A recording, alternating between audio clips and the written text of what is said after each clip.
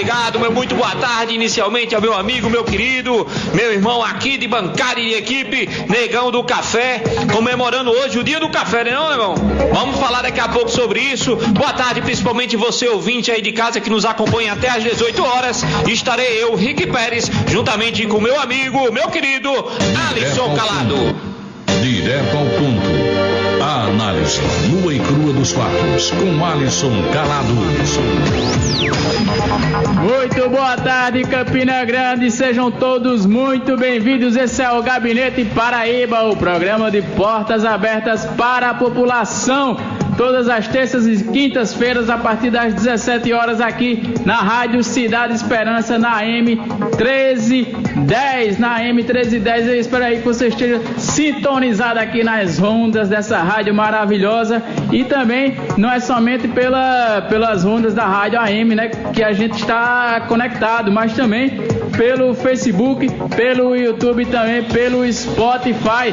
Chique Pérez, conta aí pra gente como é que faz pro pessoal se ligar na gente. Exatamente, meu irmão. Se você quiser seguir, acompanhar a live do Gabinete Paraíba, nós estamos ao vivo a partir de agora do Facebook, no @Gabinete Paraíba. Você pesquisa lá, a gente já compartilhou aqui o vídeo diretamente da Rede Esperança PB. Você também pode seguir o nosso Instagram, no @Gabinete Paraíba. Também pode seguir o nosso Spotify para acompanhar todos os nossos episódios que são postados toda quarta e sexta-feira no Spotify. Só pesquisar lá, Gabinete Paraíba. Nós temos também o nosso canal de vídeo no YouTube, que é também Gabinete Paraíba, muito fácil, e através do nosso e-mail, onde você também pode mandar sugestão, críticas, informações, que é o gabinetepb2020@gmail.com. E o WhatsApp, meu irmão Alisson Calado, como é que faz? Olha, o WhatsApp é o 83 DDD 83 9 na frente, né? O 9924 9494. Repetindo, DDD 83, o 9 na frente, 9924 9494. Ou também pelo DDD 83, com o 9 na frente, o 9663 1398, repetindo, 9663 1398. E para você que está ouvindo e assistindo pela live da Rede Esperança PB, não esquece de curtir, de comentar e de compartilhar para que a mensagem do Gabinete Paraíba se expanda por todo esse estado maravilhoso que nós aqui estamos residindo, que é a Paraíba. Show de bola! Bacana demais! Só lembrando, o Gabinete Paraíba, ele vai ao ar todas as terças e quintas-feiras, das 17 às 18 horas, aqui na sua Rádio Cidade Esperança, com a apresentação de Rick Pérez e Alisson Calado, e a técnica dele, João, o Negão do Café. É verdade pura. Tem agradecimento no início desse programa, meu irmão? Tem um agradecimento, meu querido Rick Pérez. Eu queria fazer um agradecimento a nosso ouvinte do Rio Grande do Norte, lá de Natal, Maiara Barreto, que voluntariamente se dispôs a atualizar o banner do Gabinete Paraíba, né? Botou uma foto bonita da gente. Ficou lindo agora. Olha, a minha foto tava bonita, agora a sua, eu vou ser sincero, tava meio estranho, não tava Negão do Café. Eu tava muito sério. Tava estranho. Fica aí meus agradecimentos a Maiara aí por ter se disposto a fazer essa pequena ajuda pra gente aqui. Exato, e a gente fez essa brincadeira aqui do início do programa com o Negão do Café, porque de fato hoje é o dia do café.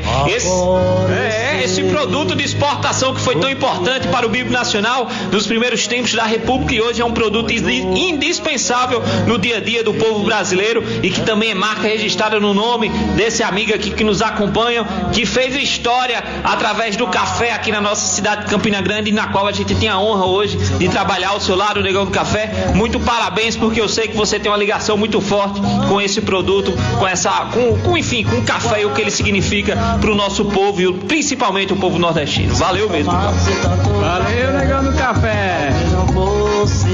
Leão, agora eu vou pedir pra você tirar o BG, porque o assunto vai ser bem sério, porque infelizmente ontem nas redes sociais, segunda-feira, eu, Rick Pérez, acabei sofrendo um ataque difamatório em um perfil aqui no Instagram de Campina Grande, que tentou mas imacular a minha imagem e o meu trabalho. E eu gostaria de ler uma nota para vocês, e que estarei postando também nas minhas redes sociais, justificando principalmente para toda a população, naqueles que acreditam e confiam no nosso trabalho.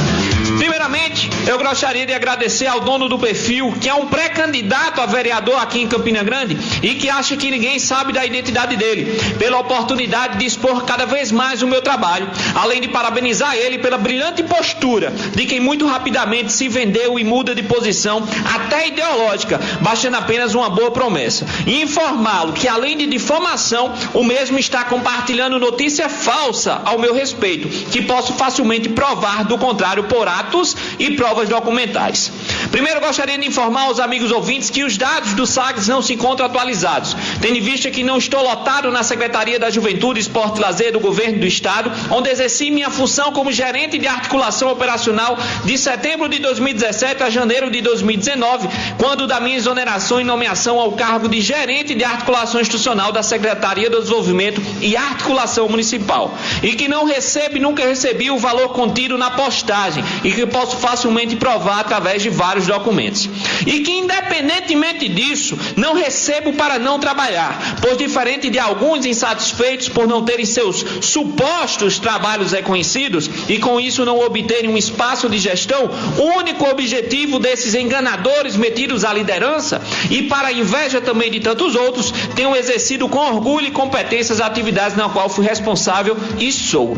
Entre elas, mais de 100 ações pela Secretaria de Juventude por todo o estado da Paraíba, entre palestras, criação de órgãos de juventude, criação do Fórum de Gestores Municipais de Juventude do Estado, ações no mês da juventude, secretariei o Comitê Intersetorial de Políticas de Juventude da Paraíba, participei do lançamento do primeiro programa de rádio de juventudes da Paraíba, o Fala Juventude, na mais tradicional rádio do Estado, a Rádio Tabajara, entre outras ações como gerente de articulação institucional da SEDAM. Só nesse último ano de 2019 em Campina Grande, fui responsável pela articulação, juntamente ao PROCON estadual, do 14º mutirão de renegociação de dívidas da Paraíba, que ocorreu em agosto passado e atendeu mais de 5 mil campinenses negociando mais de 500 mil reais em dívidas em nossa cidade, dando suporte e ajuda necessária a tantas famílias.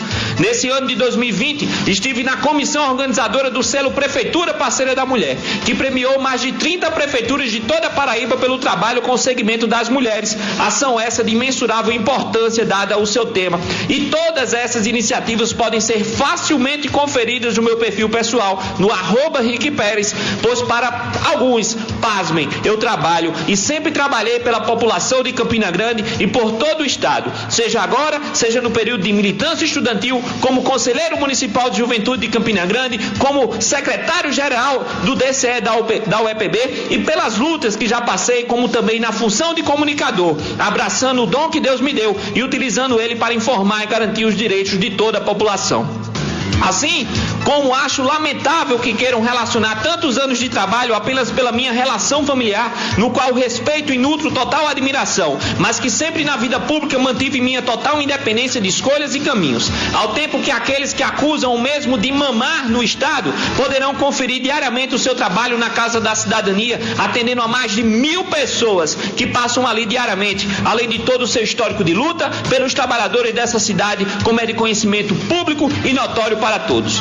Por fim, lamento profundamente que para alguns que dizem tanto ter a própria luz, a melhor alternativa de crescimento seja tentar difamar os outros, ao invés de se preocuparem com seus próprios trabalhos, iniciativas que poderiam contribuir com toda a população, mas acabam se ocupando muito mais em ter que explicar a incoerência de seus próprios atos e discursos, que de maneira pública causa vexame em tanta gente. Reitero que caso a postagem não seja apagada, estarei acionando os meus advogados, pois facilmente posso provar que todas as acusações levianas são falsas e farei questão de expor até o último minuto a mentira deste que tenta a todo custo ocupar os espaços de poder pensando apenas em si e que em nossa cidade já possui uma péssima reputação. Além do que, não oficializei uma pré-candidatura à Câmara Municipal de nossa cidade, tendo total direito e liberdade para isso, garantidos pela Constituição, mas fico contente em perceber o medo de alguns que isso aconteça. De fato, ser lembrado dessa forma me faz perceber muito mais a grandeza do nosso trabalho e o que isso causa em outras pessoas. Afinal, se incomodamos é porque estamos no caminho certo. Muito obrigado, Rick Pérez, 14 de abril de 2020. Valeu, Negão, vamos embora. Esse é o Gabinete Paraíba com muita informação. E olha, uma notícia de última hora, infelizmente. Qual é essa notícia, meu irmão Alisson Calado? Olha só, primeiramente eu gostaria de me solidarizar aqui com os ataques que o meu amigo Rick Pérez sofreu nas redes sociais. A gente sabe que a indústria da fake news aí não descansa nunca, né? Mas a verdade sempre prevalece no final, é só ter calma e perseverança que ela chega lá. Pois é, notícia de última hora: morre Dom Aldo Pagotto com suspeita de coronavírus. Meu Deus. O ex-bispo de Sobral e arcebispo emérito da Paraíba, Dom Aldo de Tiolo Pagotto, aos 72 anos, morreu nesta terça-feira, dia 14, em uma unidade da terapia intensiva com suspeita, veja só, suspeita de Covid-19. O religioso, que travava uma luta contra o câncer desde 2017, teve grave insuficiência respiratória e foi transferido na segunda-feira, dia 13, do leito para uma UTI do hospital da Unimed, no bairro de São João do Tauapé, em Fortaleza. O falecimento foi confirmado pelo padre Anísio Ferreira, superior local da Congregação dos Padres Sacramentinos. Mais cedo foi informado que Dom Aldo Pagotto teve um derrame pulmonar. Como a situação se agravou, os médicos resolveram entubá-lo ontem à noite. A situação ficou delicada e se deu o procedimento. Porém, infelizmente, o bispo não resistiu. Fica aqui os nossos pêsames, né, à família do Dom Aldo Pagotto, aos fiéis, que ele com certeza tinha muitos fiéis aqui, não somente na Campina Grande, mas na Paraíba, e o registro do Gabinete Paraíba dele ter sido uma fortaleza de espiritualidade, né, com o povo cristão e católico aqui da Paraíba. Tá feito aí o nosso registro, lamentável, infelizmente, nossos pêsames, aqui a mensagem do Gabinete Paraíba pela perca, infelizmente, do Dom Aldo. Gente, vamos embora de reabertura do comércio, Alisson Calado. Infelizmente, vamos embora com o nosso tempo, porque, olha, esse final de semana movimentou novamente as notícias e as informações e o povo de Campina Grande, porque no último dia 11, mais uma rodada de reunião que visou discutir a reabertura do comércio na cidade de Campina Grande foi realizada, né, neste último sábado. O encontro ocorreu por videoconferência e reuniu o prefeito Romero Rodrigues com representantes da classe empresarial, CDL, Associação Comercial, Ministério Público do Trabalho, Ministério Público Federal, Procuradoria Regional do Trabalho, Sindicato dos Comerciários, entre outras categorias que discutiram a reabertura do comércio na cidade. A CDL, assim como diversos empresários que participaram do encontro, defenderam fortemente o retorno das atividades já neste último dia 13, segunda-feira, sob argumentos que muitos dos que estavam ali já se encontravam preparados para um retorno, porém deixando de levar em consideração os pequenos e médios negócios que deveriam ainda se adaptar às medidas de segurança. Em contrapartida a essa opinião, o Ministério Público, a Procuradoria do Trabalho e o Sindicato dos Comerciários argumentaram em favor de aguardar para o retorno gradual diante da adaptação e acompanhamento do número de casos, como também do fim do decreto estadual que determinou o fechamento do comércio, que está em vigor até o dia 19. Por fim, pelo relatório, o prefeito Romero Rodrigues decidiu pelo retorno gradual das atividades para o próximo dia 20, semana que vem, independentemente da extensão ou não do decreto estadual para algumas atividades e sob a orientação de mais uma cartilha lançada hoje, nessa terça-feira. Pois é, antes do fim da reunião, a decisão já sofreu uma forte reação contrária por parte dos empresários que nela estavam presentes e que repercutiu na fala do presidente da Câmara dos Dirigentes Lojistas, a CDL, e atual pré-candidato à prefeitura, o Arthur Bolinha, que, demonstrando não ter nenhum respeito e preparo para o debate democrático e respeitoso em uma tomada de decisão contrária a seus interesses, teve um áudio vazado onde o mesmo chamou de circo. Isso mesmo, chamou de circo a reunião que acabava de ser realizada com diversos setores da sociedade e nos diversos poderes ali representados. Abre aspas para a fala de Bolinha: não vou participar nem admitir que a CDL participe de um circo. Não existe razão alguma que justifique a manutenção do comércio fechado. Isso é uma verdadeira palhaçada que querem fazer com a gente. Fecha aspas, afirmou o presidente da CDL, o Arthur Bolinha. A declaração logo repercutiu nas redes sociais, onde Bolinha recebeu apoio de algumas pessoas que defendiam o argumento da retomada do trabalho, né? Porém, de maneira majoritária, as críticas foram muito fortes e repudiaram a postura do pré-candidato Arthur Bolinha. Por exemplo, o Sindicato dos Comerciários lançou uma nota de repúdio contra o presidente da CDL em que afirma, abre aspas, que ao denominar de circo a reunião de discussão do isolamento social como medida de prevenção para evitar a disseminação do coronavírus, a qual teve participação da representação dos empresários, do Ministério Público Federal, do Ministério Público do Trabalho, órgãos da Vigilância Sanitária e da Saúde, dos Trabalhadores e do Controle Social, e entre outros, o representante da CDL mostra o despreparo de uma pessoa que pretende chegar a um cargo no Executivo, fecha aspas, esta foi um trecho da nota do representante dos comerciários. Lamentável a postura do Arthur Bolinha, lamentável, realmente vergonhosa, meu irmão Adson Calado, um cara que se coloca de um nível tão superior, de uma categoria tão superior, mas que não sabe nem sequer respeitar uma discussão democrática, um debate democrático, né? E a perca da sua opinião, né? A verdade foi essa. Lamentável, mas não surpreende. Não surpreende. O histórico não pesa a favor. Não pesa a favor. E olha, a questão maior é que a decisão de reabertura gradual do comércio gera bastante preocupação pelo relaxamento das medidas de contenção e segurança de combate ao coronavírus. Para exemplificarmos, o aumento do número de casos confirmado aqui no estado do dia 6 de abril até ontem, dia 13, o número de casos subiram de 36 para 136 e já passam de 160 casos hoje, meu irmão Adson Calado. Um aumento de mais de 100 casos, mais de 200% confirmados em apenas uma semana. A Secretaria Estadual de Saúde informou que a previsão do pico de contaminação em nosso estado está prevista exatamente para o dia 20 de abril, data da reabertura do comércio aqui na cidade de Campina Grande. Pois é, e em coletiva de imprensa realizada no final da manhã de hoje, o prefeito Romero Rodrigues anunciou um conjunto de medidas, de segurança para garantir a reabertura gradual do comércio. É uma experiência que ele vai realizar com a população de Campina Grande, veja só. Entre elas está a distribuição, as medidas de segurança, entre essas medidas de segurança está a distribuição de 500 mil máscaras para a população de Campina Grande, a pulverização das calçadas e distribuição de álcool em gel para as pessoas que estiverem transitando pelas ruas. A ideia do prefeito é fazer um isolamento vertical inédito no mundo inteiro e que não deu certo em lugar nenhum. Romero Rodrigues também, porque Romero Rodrigues também fez um apelo para que idosos e pessoas de grupos de risco fiquem em casa, o que é fundamental para o sucesso da política do isolamento social. Para os funcionários dessas empresas que voltarão ao trabalho, que voltarão ao comércio, nessa cartilha ficou constatado que deverá ser obrigatório o uso dos EPIs, que são os equipamentos de proteção individual, com limitação de entrada das pessoas a 50% da capacidade total, além de um distanciamento mínimo de 2 metros entre cada pessoa.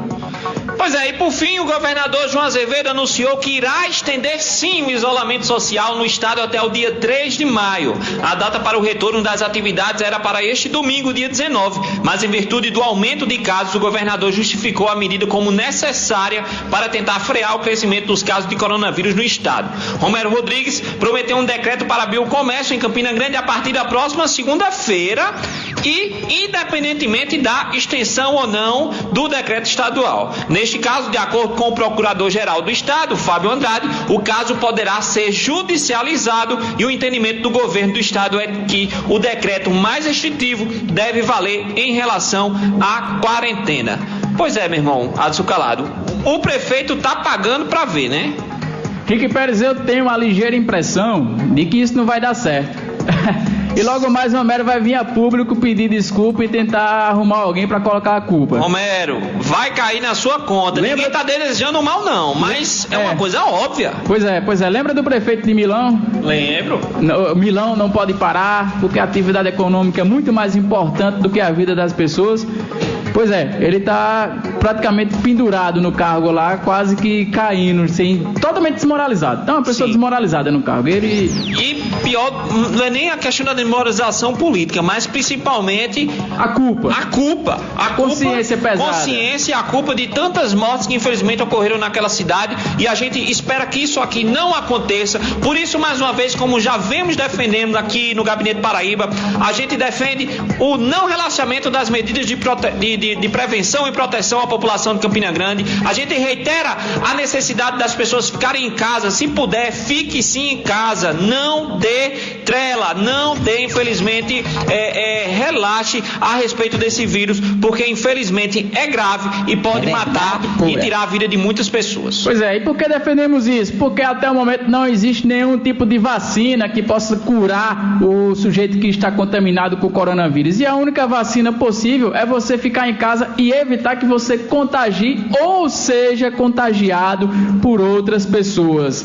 Certo? Esse foi o recado aqui do Gabinete Paraíba. Fique em casa, use álcool em gel sempre que puder. A OMS também recomendou para usar agora as máscaras, né, que agora vão ser distribuídas. O pessoal aproveita aí essa distribuição, porque talvez, quem sabe, né, a coisa possa realmente ficar cada vez mais acentuada e grave. Esse é o Gabinete Paraíba, o programa de portas abertas para a população. Quero aqui mandar um abraço para Moisés Alves, tá mandando aqui um alô, galera de Santa Rosa na audiência. É isso aí, meu amigo Moisés. O Rômulo Dornelas Pereira, olha aí, direto do Rio Grande do Norte, acompanhando as notícias de Paraíba. Um grande abraço, meu amigo Rômulo. E continuando aqui as notícias, sessão remota da Câmara de Vereadores. Olha aí, maneira inédita, é inédito isso aqui, viu? A presidente da Câmara Municipal de Vereadores, Ivonete Ludgério, confirmou que a Câmara fará a sua primeira sessão remota amanhã, quarta-feira, dia 15, a partir das 9 horas da manhã. Estarão em pauta projetos relacionados com o isolamento social, medidas de combate ao coronavírus e outras matérias que são consideradas indispensáveis. É a primeira vez que a Câmara Municipal realiza uma sessão remota em sua história. As sessões presenciais da Casa estão suspensas há cerca de 2 semanas e deverão retornar amanhã com essa iniciativa. A presidente Ivonete não informou se elas ocorrerão 3 vezes por semana, como habitual, ou em um número inferior. Para você que está ouvindo o Gabinete Paraíba pela Rede Esperança PB, não esqueça de curtir, comentar e compartilhar para que a nossa audiência aumente cada vez mais. Nós contamos com vocês aí que estão na audiência, ligados aqui no Gabinete Paraíba, e também YouTube, Facebook, Spotify. Assina, segue, comenta e compartilha. Olha, meu irmão Ascalado, essa notícia que a gente deu a respeito da Câmara Municipal de Vereadores é muito interessante e importante também, porque já fazem quase 2 semanas, né, que a Câmara ela não vem atuando, e eu vou ser bem honesto, eu tenho achado muito fraca as ações e atividades que a Câmara Municipal vem exercendo na cidade nesse momento de pandemia. Está bem apagada de fato. Então, assim, é um apelo principalmente a todos os vereadores, independente de bancada, de oposição, o que for, a Câmara necessita dar uma resposta também à população de Campina Grande. Olha, vamos embora de mais notícia, porque é o seguinte: o governador da Paraíba, João Azevedo, ele anunciou ontem uma medida importantíssima aqui para o município de Campina Grande, que vai ajudar principalmente a saúde aqui do nosso município. O governador anunciou nesta última segunda-feira, no programa semanal Fala Governador, o aluguel da antiga Casa de Saúde Francisco Brasileiro, aqui em Campina Grande, onde funcionará o novo Hospital das Clínicas de Campina Grande. Segundo João Azevedo, inicialmente a unidade prestará serviços aos pacientes com a Covid-19 e que, após passar dessa crise, a unidade servirá como uma maternidade para Campina Grande e toda a região. O novo Hospital de Clínicas do Estado da Paraíba irá oferecer 10 leitos de UTI e 110 leitos de enfermaria. A notícia repercutiu de maneira positiva em nossa cidade, e a secretária do Desenvolvimento e Articulação Municipal do Estado e pré-candidata à Prefeitura de Campina Grande, Ana Cláudia Vital, comentou sobre a importante iniciativa do governador João Azevedo, além do que destacou que essa decisão é fruto do apelo e demandas levadas ao governador através do trabalho realizado na cidade, abre aspas. Essa decisão de transformar o hospital numa maternidade, após este período de pandemia, chegou ao governador através de demandas que recebemos dos profissionais de saúde do Instituto Saúde Eupídio de Almeida, o ISEA, aqui em Campina Grande, que relatam problemas de superlotação,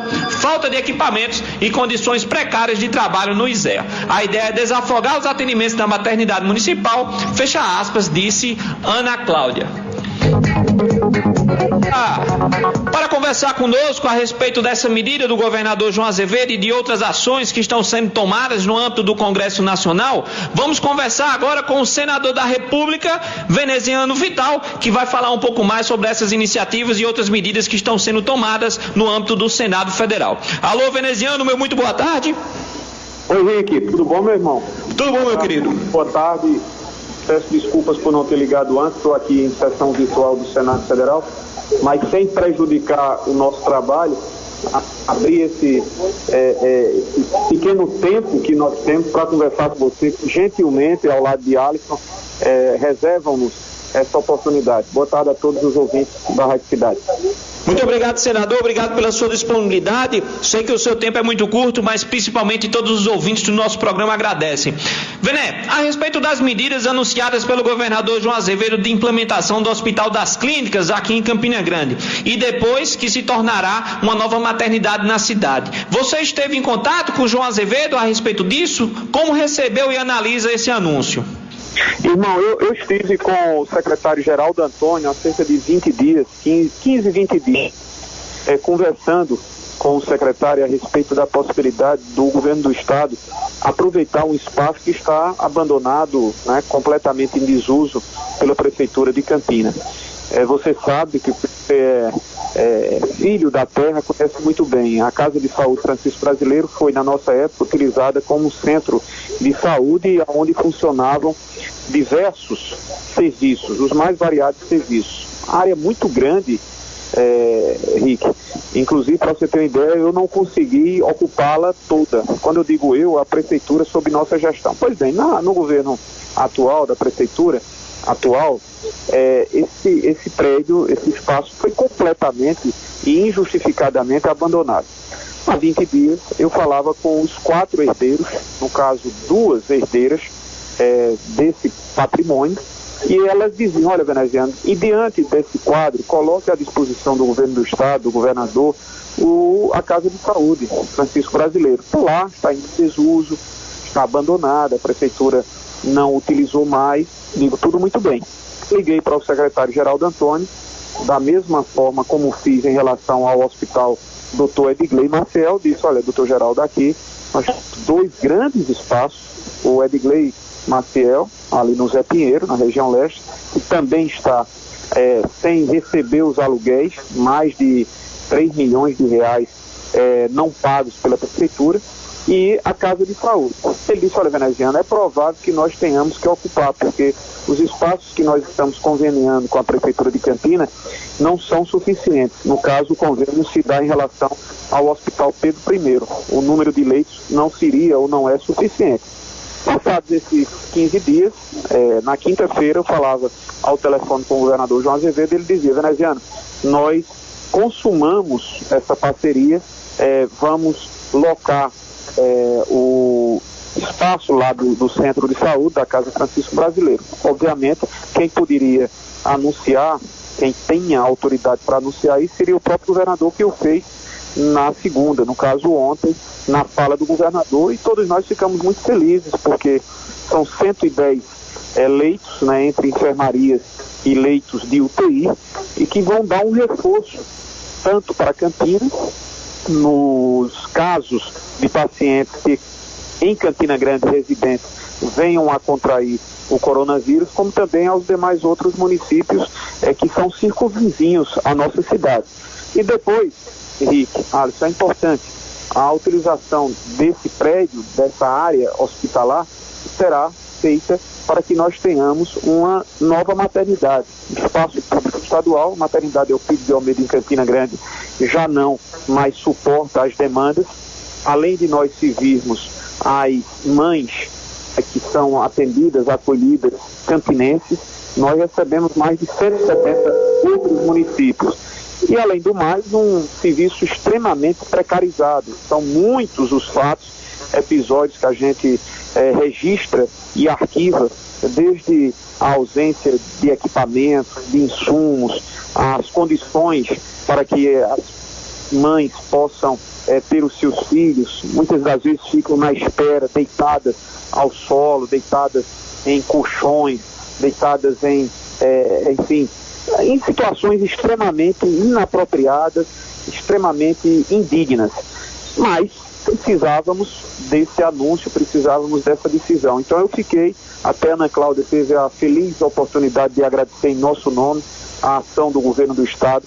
Tanto serve para a imediatidade, que é o problema central que nós estamos tratando e atravessando, que são os traumas gerados pelo coronavírus, e a posteriori, de termos a Casa de Saúde, no caso o Hospital das Clínicas, como assim sugeriu o secretário de Saúde do Estado, um novo ambiente hospitalar em Campina Grande. Perfeito, senador. Senador, boa tarde, aqui é Alisson do outro lado da linha. Seja bem-vindo. Um abraço, boa tarde. Seja bem-vindo ao Gabinete Paraíba. E eu queria saber da cobrança que o senador fez ao governo federal, em justificativa, né, dos repasses que a Paraíba vem recebendo para o combate ao coronavírus, que tem sendo tem sido pouco, digamos assim, privilegiado, né, pelo governo federal. O senhor já apresentou algum pedido de resposta, já algum encaminhamento por parte do governo federal? E como você avalia o tratamento que o Nordeste e em especial a Paraíba vem recebendo a respeito do coronavírus, das medidas do governo federal? Olha, eu fiquei surpreso na quinta-feira também, no mesmo momento em que conversava com o governador Azevedo a respeito desse anúncio sobre a alocação da Casa de Saúde. Ele me dizia da sua preocupação, numa fala extremamente preocupante, de fato ele demonstrava isso ao telefonar-me, do quanto surpreendido foi quando foi anunciado um valor de 11 milhões e 300 mil reais para Paraíba.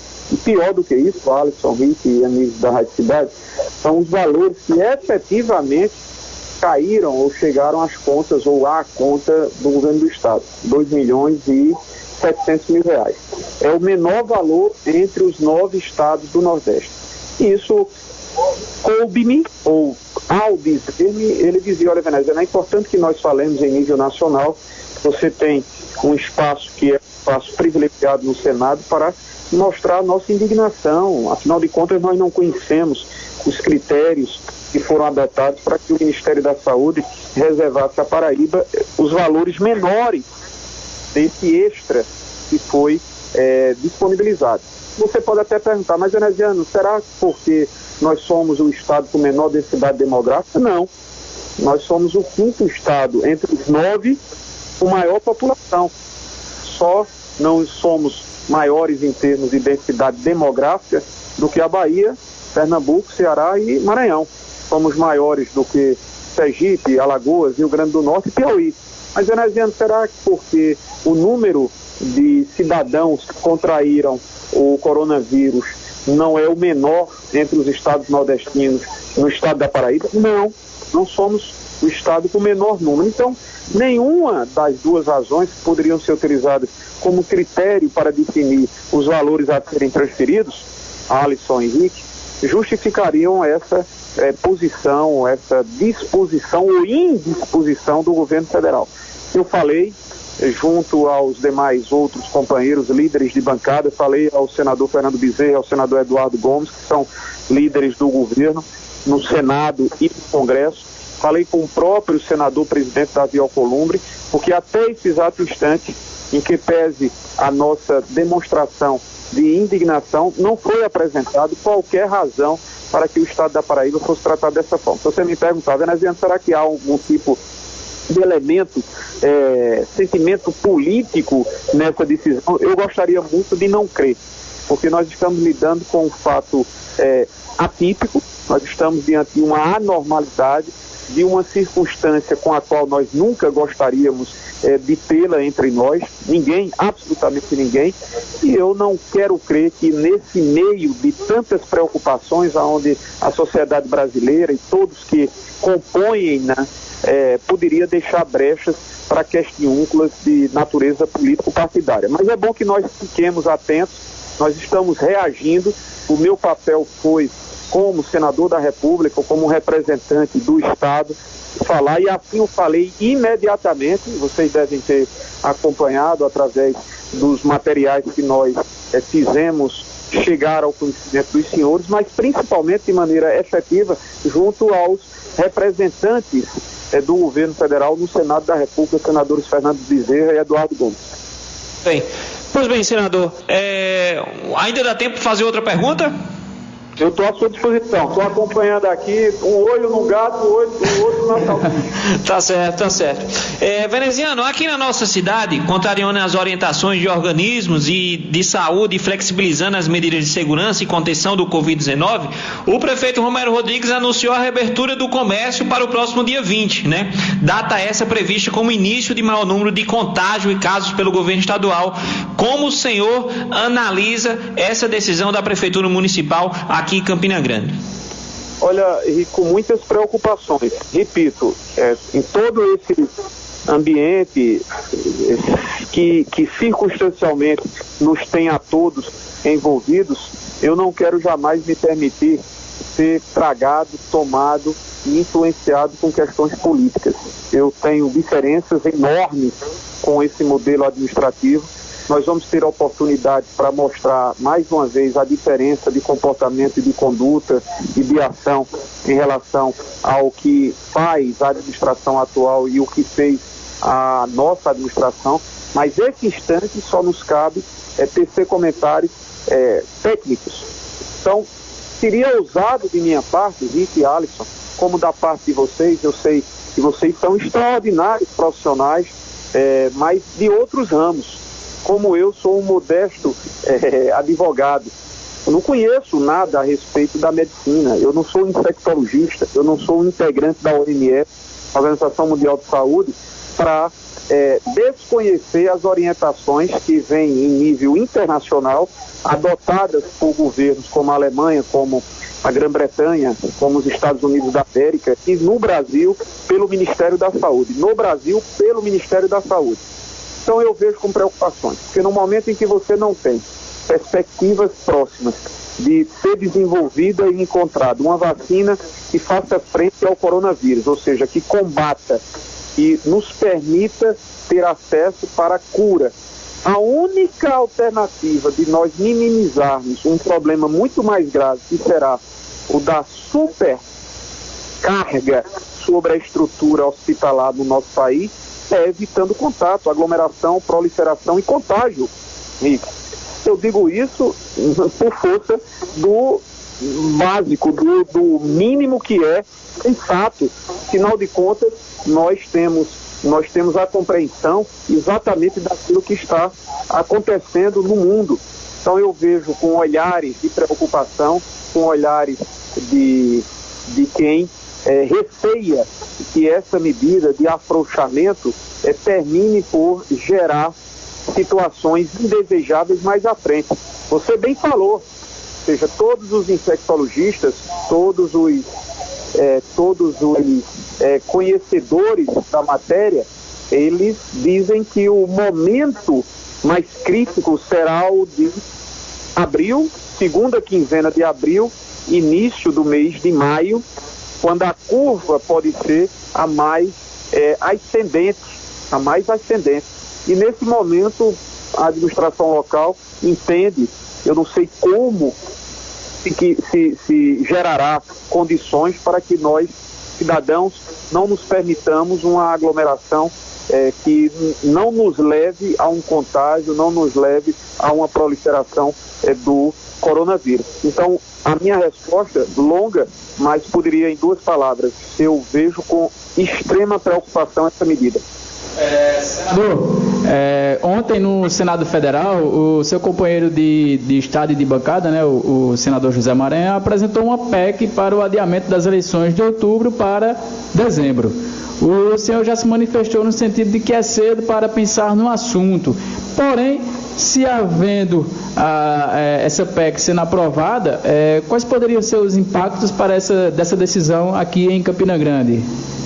Querido, não seria em Campina Grande, seria de uma maneira geral, né? Qualquer adiamento que, porventura, numa hipótese que ainda é hipótese, venha a ocorrer, terá o efeito geral sobre todos os municípios, né?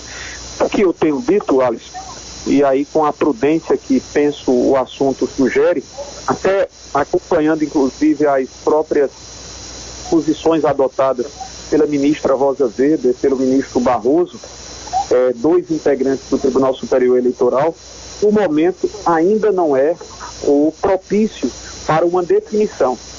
Há de se ter como hipótese, como uma possibilidade, como uma alternativa, você adiar as eleições de outubro para, por exemplo, o mês de dezembro? Sim, é uma possibilidade. Mas não adianta que nós façamos elucubrações, que nós tratemos um assunto sem que nós saibamos aquilo que está reservado para esses próximos 40 dias. Se os prognósticos das autoridades sanitárias dizem que nós temos que ter os cuidados, que nós devemos nos reservar, que nós devemos nos conter a contatos, evitar aglomerações, porque senão teremos entre os meses de abril e maio números indesejáveis. Se isso de fato ocorrer, a gente precisa saber até onde vai, qual é o grau, a dimensão, a extensão desse efeito de proliferação, para sabermos se efetivamente as eleições estariam prejudicadas.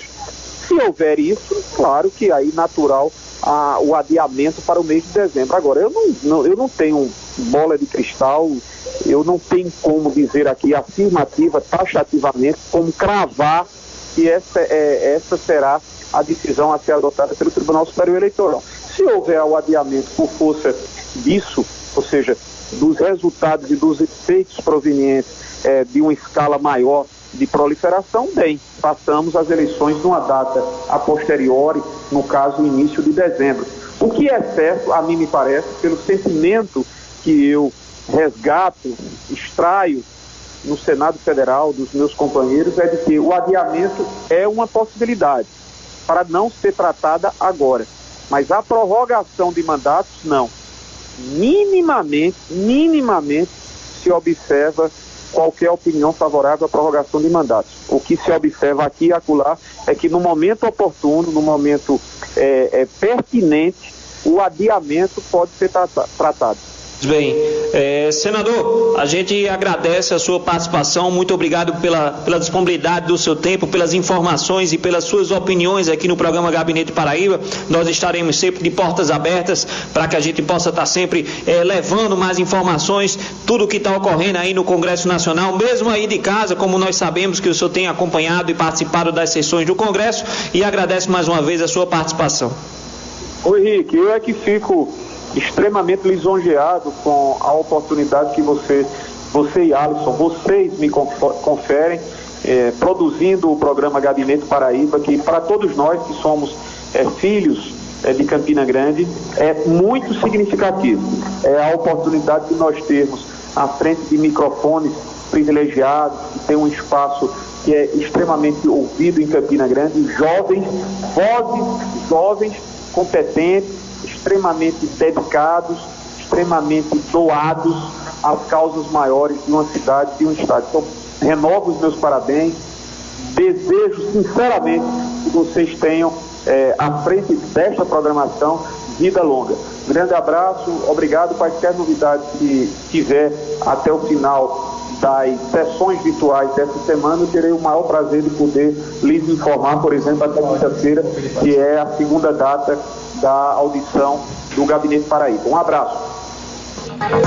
Abraço, senador veneziano. Muito obrigado também pela entrevista concedida ao Gabinete Paraíba. Esse foi o senador veneziano Vital do Rego, conversando aí um pouco com a gente sobre a conjuntura, de um modo geral, que o Brasil, a Paraíba e também Campina Grande vem passando. Vamos lá, pessoal, continuando aqui. Estamos já chegando no final do programa, né? Chegando nos nossos últimos blocos. Agora vamos falar de um assunto sério, um assunto pesado e um assunto que praticamente é de importância de todos, né? No programa da semana passada, dia 7 de abril, o Gabinete Paraíba entrevistou o comandante do 2º Batalhão da Polícia Militar aqui de Campina Grande, o coronel Rogério Damasceno, e perguntamos a ele sobre o impacto que o coronavírus estava provocando nas ocorrências policiais. E ele nos revelou alguns dados curiosos sobre esse período de distanciamento social. A gente separou aqui um trecho dessa conversa para você ouvir e retornamos em seguida. Solta o áudio, Negão do Café. O isolamento social, ele está se refletindo na redução da violência urbana, como o número de assaltos. Você já tem uma estatística a respeito desses números? Na verdade, nós temos percebido nos últimos 25 dias, essa pergunta de vocês é extremamente pertinente, nós temos percebido nos últimos 25 dias que quando iniciamos essa estatística, mais precisamente por conta dessa quarentena, nós temos observado, principalmente no crime de roubo, uma diminuição aqui na zona oeste de Campina Grande de aproximadamente pouco mais de 23% na incidência desse tipo de crime, tá certo? Em contrapartida, nós temos observado também um aumento substancial de pouco mais de 44% no número de ocorrências relativas à violência doméstica. E também um aumento de quase 100%, esse até um aumento considerável, na questão de perturbação do sossego, que é justamente aquele momento em que as pessoas fazem uso, principalmente de som automotivo ou de som residencial, e chegando, inclusive, a incomodar os vizinhos. Então, daí partem as ligações. Né? Então, a gente percebe um aumento nesses dois tipos de crimes, né? E uma diminuição na questão de roubos. Eu acredito que seja fruto já do confinamento, né? Onde existem menos pessoas circulando.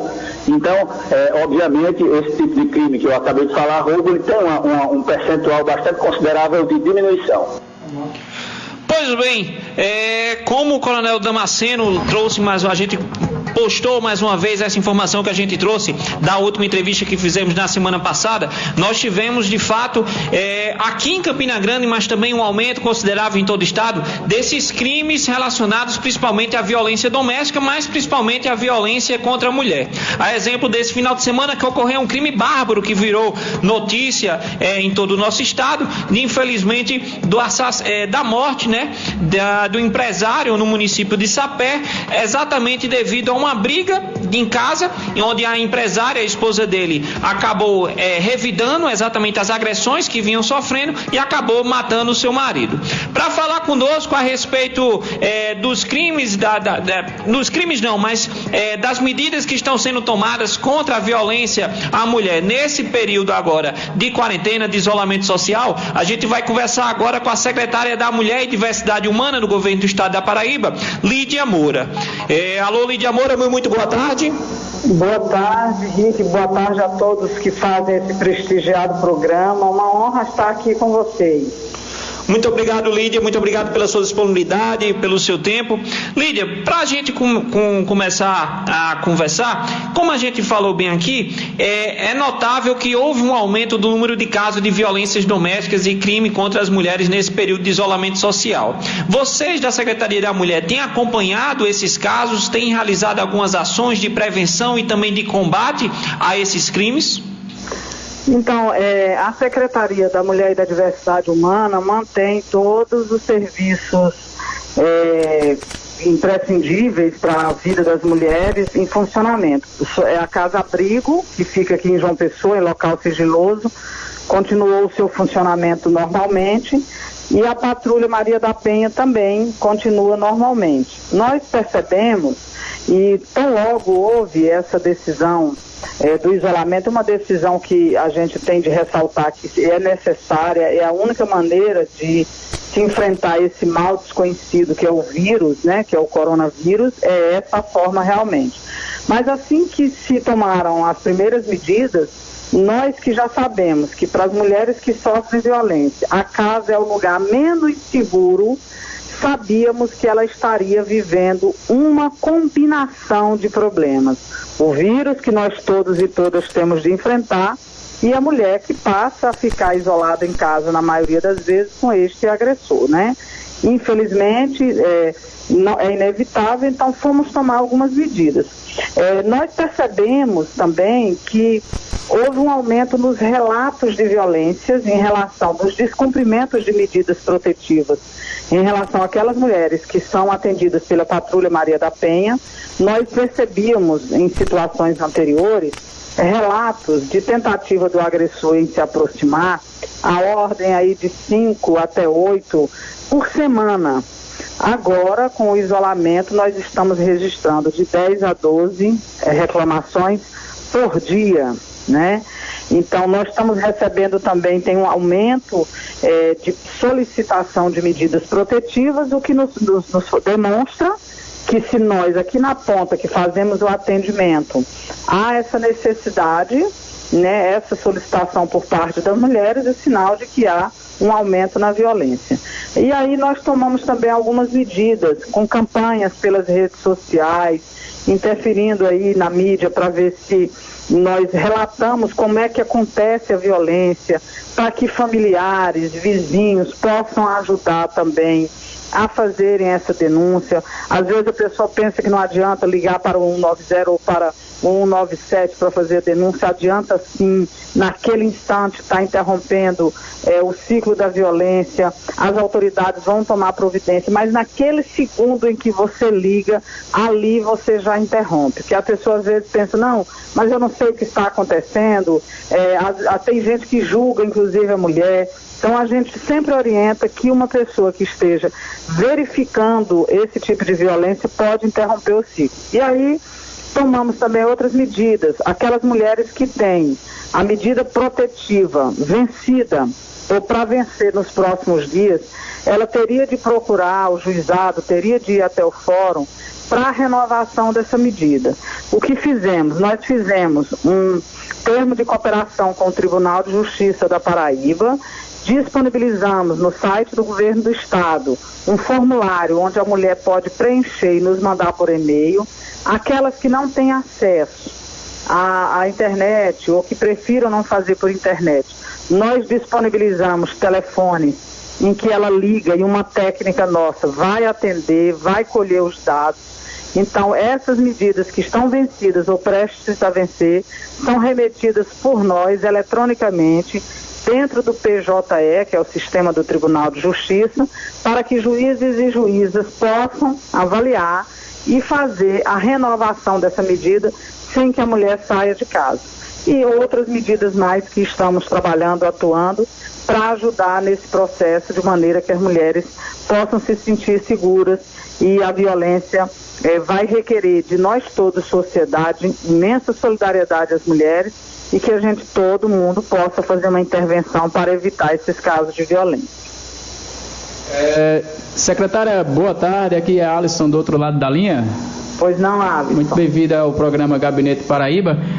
A gente queria saber também a respeito da população LGBT, que também é um perfil social um pouco marginalizado, né, dentro da nossa sociedade patriarcal. E eu queria saber também se esse grupo também é um perfil que está exposto à violência doméstica. É verdade. Nós temos relato às mulheres trans, porque veja, como é que nós tratamos? Para nós, as mulheres trans são mulheres, então elas estão dentro desse universo. Toda essa proteção que disponibilizamos, aquelas mulheres também que necessitam estão inseridas. Mas, para além disso, o governo do estado disponibiliza 2 centros de referência, né, que um fica em João Pessoa, que é o espaço LGBT, e o outro fica aí em Campina Grande. Esses centros de referência fazem esses atendimentos por uma equipe multidisciplinar, tanto a retificação de nome, o atendimento psicológico, tudo é feito, aí essa população pode ser atendida e é atendida por esse centro de referência, bem como aquelas que necessitam de atendimento do ambulatório TT para a questão hormonal, também tem um trabalho. Agora, durante a pandemia, nós fizemos uma parceria com a Secretaria do Desenvolvimento Humano para obter esses benefícios eventuais, embora a Secretaria da Mulher e da Diversidade Humana não faça a parte de assistência, essa parte de assistência social é com o desenvolvimento humano, mas nós buscamos um diálogo com o governo internamente e estamos distribuindo esse benefício eventual para garantir a segurança alimentar, cestas básicas também para essa população, sobretudo aquela população de rua mais vulnerável, e então nós estamos também ajudando nesse aspecto, nesse momento agora de pandemia. Mas os nossos centros de referência têm um número disponibilizado para essa população, em função até de proteger essa população. O atendimento presencial não está ocorrendo, mas há um número tanto para orientações e esses atendimentos de maneira virtual, e todas as orientações necessárias, as medidas que se precisarem em favor desta população, nós disponibilizamos nas nossas redes sociais, tem todos esses telefones para as pessoas acessarem. Secretária, eu vi em uma postagem na rede social da própria secretaria e também nas suas redes sociais que você esteve reunida na última semana com a ministra, através de videoconferência, é claro, com a ministra oh, meu Deus, me falhou a memória, com a Damares Alves. Qual foi a pauta desse encontro e quais as medidas que foram efetivadas a partir desse debate? Veja, nós tivemos uma reunião longa. Aquela reunião era uma reunião que era para discutir principalmente o viés dos direitos humanos, porque a nossa secretaria é das mulheres da diversidade humana. Então, a parte de populações tradicionais, indígenas, quilombolas, LGBT, essa parte toda também cuidamos. Então, a reunião era mais específica para a garantia dos direitos humanos dessa população. Veja, foi uma reunião muito longa. Eu, de toda maneira, celebro que ela tenha acontecido, porque há um distanciamento do governo federal com os estados, com as políticas. Me pareceu que a equipe não tinha muito domínio, nem muitas propostas do que poderiam trazer para nós. Algumas de nós lançamos mão de algumas necessidades, né, que são urgentes, mas o Ministério ainda não sinalizou para nenhum trabalho. Eles têm dito algumas recomendações, em alguns casos são políticas e recomendações até que estão aquém daquilo que nós já trabalhamos aqui no Estado, né? Então, mas de qualquer maneira eu celebro, porque é possível, combinamos de nos encontrarmos mais vezes, combinamos de formular propostas para que o Ministério faça um trabalho junto ao Ministério da Cidadania e possa obter recursos para essas nossas pastas e para esses nossos programas e ações, sobretudo agora no momento de pandemia. Então, de toda maneira, aproveitamos para dialogar sobre questões também específicas para as mulheres, mas em relação à população quilombola, que nós tivemos uma dificuldade aqui, quando a gente solicitou essa parte de segurança alimentar, que seria por meio da FUNAI e da CONAB, essa interação, mas não havia recursos disponíveis, não havia esta programação. O governo da Paraíba, o governador João Azevedo, anunciou aquelas várias medidas econômicas e sociais que contemplam esta população. Então, desde as primeiras horas da segunda-feira e durante toda esta semana, nós da Secretaria da Mulher, em parceria com o Desenvolvimento Humano, estamos atendendo essas populações para garantir essa segurança alimentar com cestas básicas, mas sem recursos federais, com os recursos do próprio Estado.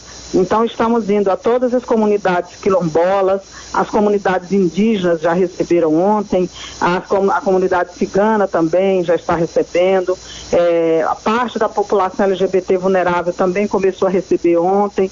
Então, é isso, nós estamos fazendo um trabalho, esperamos que cheguem, né? Nós estamos com alguns projetos e algumas necessidades nesse momento de pandemia. O Ministério da Mulher e dos Direitos Humanos poderia enviar recursos, né? Poderia conseguir de forma emergencial recursos para atender essa população, foi o que reivindicamos, como reivindicamos também para a ministra uma possibilidade de uma casa de abrigamento provisório para as mulheres que estão em situação de violência, porque nós já temos a casa-abrigo para aqueles casos mais severos, mas reivindicamos aquele abrigamento provisório que a mulher denuncia hoje uma violência, não pode voltar para o lugar onde o agressor está, mas precisaria de 1 ou 2 dias até poder chegar à casa de um parente, ou de uma semana enquanto se reacomoda. Não temos resposta ainda, mas estamos trabalhando na própria secretaria para viabilizar esta situação, porque não podemos esperar. Pois bem, Lídia, a gente agradece demais, a gente já está chegando ao finalzinho do nosso programa, perto das 18 horas, só vai dar tempo de lhe agradecer e mais uma vez parabenizar pelas iniciativas e ações de combate à violência contra a mulher aqui no nosso estado e principalmente pelo trabalho que a Secretaria da Mulher e da Diversidade Humana vem realizando e para você por ter disponibilizado esse momento, esse espaço para conversar conosco e com todos os ouvintes do Gabinete Paraíba. Eu que agradeço essa oportunidade de fazer essa discussão e quero aproveitar e deixar um último apelo rapidamente.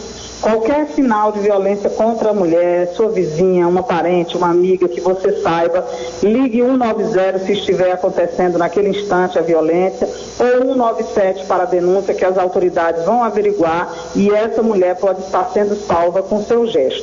Muito obrigado, boa tarde a todas as pessoas.